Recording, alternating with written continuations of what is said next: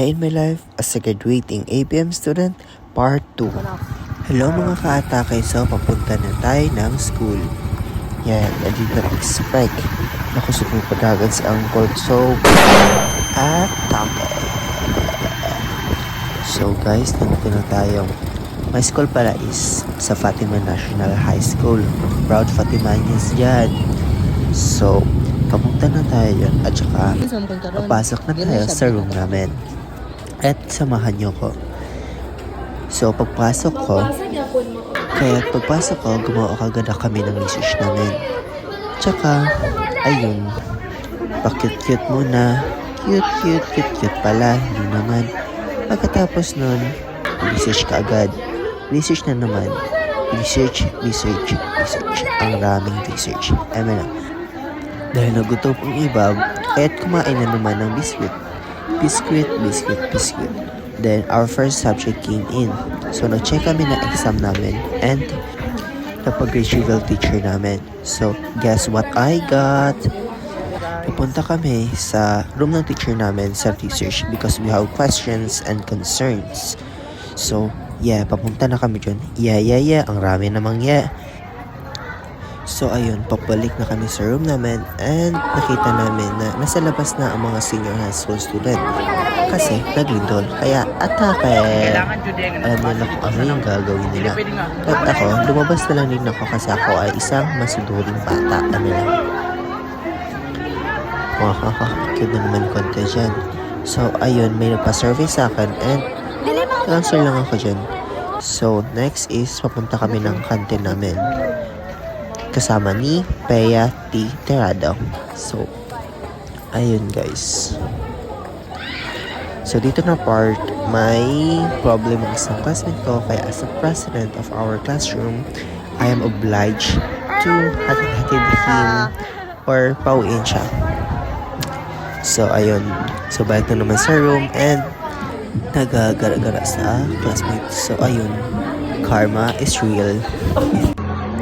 Then, lumabas pa konti. Then, naglaro ng volleyball.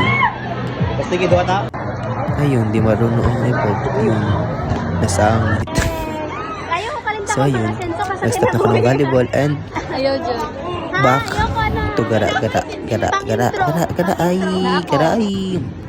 So, may isang classmate na naman na nagkasakit. So, kaya I'm obliged na ihatid siya para maging safe siya kung saan siya mapunta.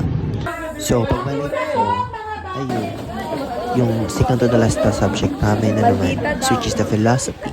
And, naglaro kami ng game or activity which is called Step into Freedom.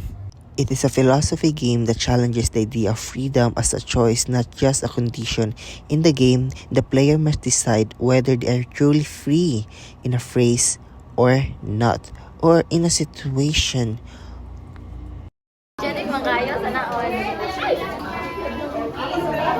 Sa kalagitnaan ng activity, pinatawag ang 3 ka-major officers and 2 SWM para maglinis sa basura. So, ayun guys, ang maraming basura and yeah, very, siya, okay na siyang baho. So, malinis lang kami dyan. So, pagbalik namin sa room namin, it's UCSP time. So, it's our last subject, kaya nag-check lang kami ng papers and nag-record. Kaya nag-wait lang dyan ng iba na matapos. So yeah, score ko dyan is 45 over 50. Kaya baka kaya kasi 5 mistakes na ako na. So ayun, nag-wait lang talaga dyan. Wait. Then it's ulian time or uwian. I don't know, nalilito na ako. So, yun, papunta na and ang rami namang and sorry guys. So, ayun, papunta kami sa night market kaya para bumili ng makakain. At gutom na, di ba? Kumain naman. So, ayun. We noticed na Burn out pala. Pero, may benta pa naman sila. Yeah, burn out na. Burn out. Ano lang. So, ayun. Pumunta ko nakabilo si Jenna sa kanta. Namiss ako magkanta. Ayun. Pagkataon-taon, balik na naman ang kuryente. Kaya't ako'y nalilito kung bumalik ang kuryente, kami bababalik ko ba kaming dalawa, ano lang. Hi guys. So, ayun. Nakabay na ako ng isang corn dog and fish ball. Fish ball, ball. Ayun. So, ayun. Pauwi na kami dito at saka nagsakay ako ng tricycle. But before that, let's just traumatize your ear. Mwah, ha, ha, ha, ha. Ha, ha, ha, ha, ha. That's it for our vlog for today.